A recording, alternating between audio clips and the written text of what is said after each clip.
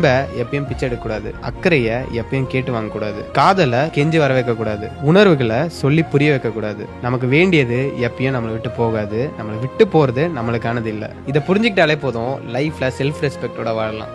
எல்லாரையும் வார்த்தைகளை மட்டும் பார்த்து பேசுங்கன்னு சொல்லுவோம். ஒவ்வொருத்தையும் வார்த்தைங்கிறது அலங்கார வார்த்தையாக இருக்கட்டும், அசிங்கமான வார்த்தையாக இருக்கட்டும், எதா இருந்தாலும் அதை பார்த்து பேசு. வார்த்தை ஒரு மனிதனை உயர்த்தும், ஒரு மனிதனை தாழ்த்தும். ஒரு மனிதனை கொன்னே போடுறோம், இன்னொரு வார்த்தை உயர கொண்டு வச்சு அவனை வாழ வச்சிடும். இதுதான் வார்த்தையினுடைய அலங்காரம்.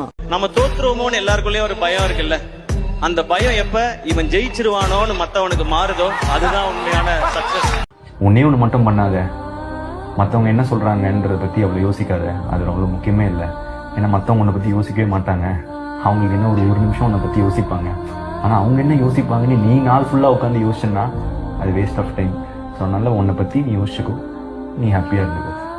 ஜெயிக்கணும்ன்ற வெறி இருக்கிற எல்லாருக்குள்ளயும் ஒரு போட்டியாளர் இருக்கணும். அந்த போட்டியாளர் நீங்களா தான். நம்மளால எதை ஈஸியா ஜெயிக்க முடியுமோ அதை ஜெயிக்கிறது வெற்றி இல்லை நண்பா. நம்மளால எதை ஜெயிக்கவே முடியாதோ அதை அதே நேரத்துல அவ்வளவு ஈஸியால இந்த உலகத்துல நம்மளை வாழ விட்டுற மாட்டாங்க. போட்டு ஒரு வழி பண்ணுவாங்க. நீங்க தான் போட்டி, நீங்க தான். நீங்க அடுத்தவங்களெல்லாம் அந்த மாதிரி பார்க்கணும்னு அவசியமே இல்லை. அப்ப உங்க உயரம் என்னன்னு உங்களுக்கே தெரியாம போயிடும். Compete with yourself, only that will make you better. உங்களுடைய குறிக்கோள், உங்களுடைய லட்சியம் எல்லாம் பெருசா யோசிங்க, பெருசா கனவு காணுங்க, பெருசா திங்க் பண்ணுங்க.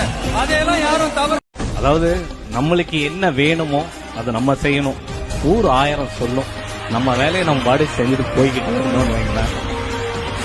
கழுத வேலை செய்யும், மனுஷன் வேலையை செய்வோம். நம்ம வேலையை செஞ்சுட்டு போயிட்டோம்னா ஜெயிச்சுட்டே இருக்கும். That's all. உலகத்திலேயே நம்மள பிடிக்காதவங்க தான் நம்மள அதிகமா ஃபாலோ பண்ணுவாங்க. நம்ம என்ன பண்றோம்னு பாக்குறது. நம்மள பிடிச்சவங்க யாரும் நம்மள ஃபாலோ பண்றது ஏன்னா அவங்களுக்கு தெரிஞ்சிடும். நம்மள பிடிக்காதவங்க பார்த்துனே இருப்பான். சோ நம்ம என்ன பண்ணணும்? Go give a show that he will never forget. அவன் மறக்க முடியாத மாதிரி ஒரு சம்பவத்தை நம்ம செய்யணும். ஃபைட் பண்றாங்களா, விலகிடுங்க. கேவலப்படுத்துறாங்களா, திரும்ப அங்க போயிடாதீங்க. உண்மையா இல்லையா, பழகாதீங்க. பொறாமப்படுறாங்களா, பேசுறத குறைச்சிக்கோங்க. காயப்படுத்துறாங்களா, இனியாவது கத்துக்கோங்க. உங்க செல்ஃப் ரெஸ்பெக்ட நீங்க தான் காப்பாத்திக்கணும். யாருமே நீங்க ஸ்டார்ட் பண்ணும்போது கிளாப் பண்ண மாட்டாங்க, யாருமே பண்ண மாட்டாங்க. உங்க ஃப்ரெண்ட்ஸ், உங்க ஃபேமிலி, உங்க பார்ட்னர், யாருமே. நீங்க டே அண்ட் நைட் உங்க கோல் அச்சீவ் பண்றதுக்காக ஒர்க் பண்ணிட்டு இருப்பீங்க. அந்த அசில் அப்போ உங்களை சுத்தி ஒரு பியூர் சைலன்ஸ் இருக்கும். No validation, no support, no applause. Just நீங்க, உங்க ஒர்க், உங்க அசில், அவ்வளவுதான். நீங்க பாக்குற பெரிய பெரிய ஜாம்பவான்கள் எல்லாரும் ஒரு ஸ்டேஜ்ல இப்படி இருந்தா ஸ்டார்ட் பண்ணிருப்பாங்க. தோனி, விஜய், ஷாருக் கான், யார வேணா எடுத்துக்கோங்க. அவங்க ஸ்டார்ட் பண்றப்போ யாருமே கிளாப் பண்ணிருக்க மாட்டாங்க. ஆனா இப்போ உங்களுக்கே தெரியும். இதுல இருந்து நான் என்ன சொல்ல வரேன்னா, யாருமே சப்போர்ட் பண்ணலையா, do it.